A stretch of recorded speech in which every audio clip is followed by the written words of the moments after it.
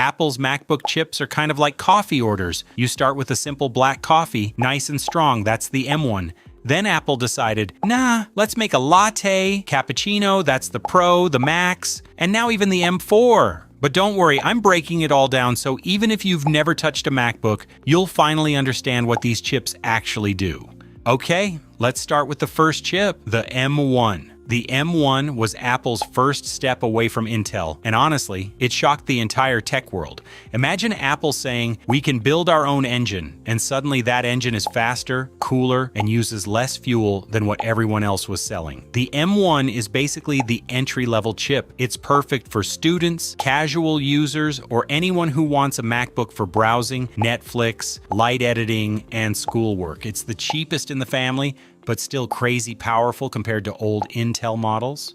Now let's move to the better M1 chips, the Pro and Max. The M1 Pro, think of it as M1's older brother. More CPU power, more GPU cores, and better for video editing, coding, or serious multitasking. It's the chip that gave creative professionals a real reason to ditch Intel laptops once and for all. M1 Max, now we're in beast territory. This one is designed for professionals, people editing 8K video, running massive design projects, or heavy 3D rendering. If the M1 is a Honda Civic, the M1 Max is a Ferrari, and the best part? Even with all that extra power, both chips still run cooler and more efficiently than most Windows laptops of the time.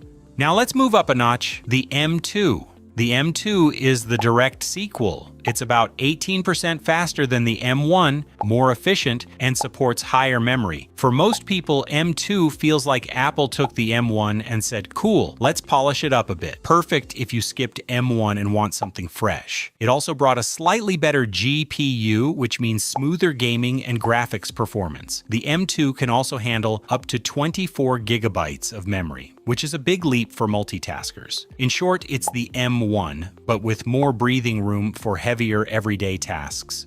Now we got the M2 Pro and Max. M2 Pro and Max continue that professional powerhouse trend. Pro for creators who need strong performance but not overkill. The Pro version supports more external displays, making it great for people with big desk setups. The M2 Max is for people who literally need the MacBook to replace a desktop workstation. Think filmmakers, animators, 3D designers. It also takes GPU performance to another level, almost like carrying a portable studio in your bag.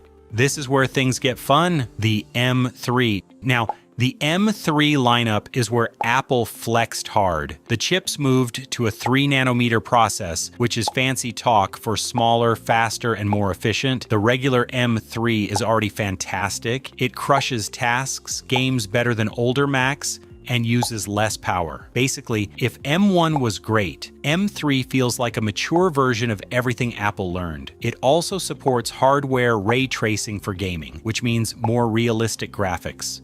We can't forget the M3 Pro and Max. The M3 Pro is where Apple strikes a balance between performance and price. It's more powerful than the base M3 with extra CPU and GPU cores, and is perfect for heavy design, music production, or coding work. It supports more memory, which is huge if you're running demanding apps side by side. Now, the M3 Max takes things to another level. It doubles down on GPU strength, making it perfect for filmmakers, animators, and anyone who needs raw creative power. If the M3 Pro is the balanced choice, the M3 Max is for professionals who want the absolute best performance Apple can pack into a laptop.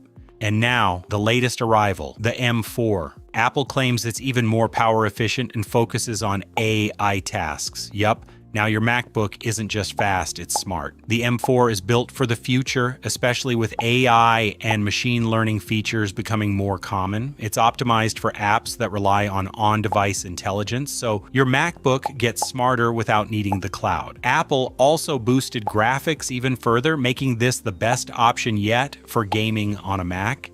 And finally, the M4 Pro and Max. These are essentially Apple saying, let's give professionals everything they'll ever need. If you're building Hollywood-level projects, working with massive data sets, or developing advanced apps, this is the chip for you. Everyone else, save your money. The M4 Pro balances incredible performance with practicality. It's strong, but not over the top. It offers more CPU and GPU cores than the base M4, giving creators and professionals plenty of headroom. You can comfortably run multiple heavy apps, external monitors, and still get fantastic battery life. The M4 Max, on the other hand, is like strapping a rocket engine to your laptop. It's absurdly powerful. For anyone working in the cutting edge of film, AI, or 3D, this chip is basically a dream machine in a portable form. It's the kind of performance that makes most desktops look outdated. Thanks for watching. If this helped you, hit that like button before your current laptop overheats. Subscribe for more easy tech breakdowns, and remember, Apple may keep releasing chips, but at least now you actually know what they mean.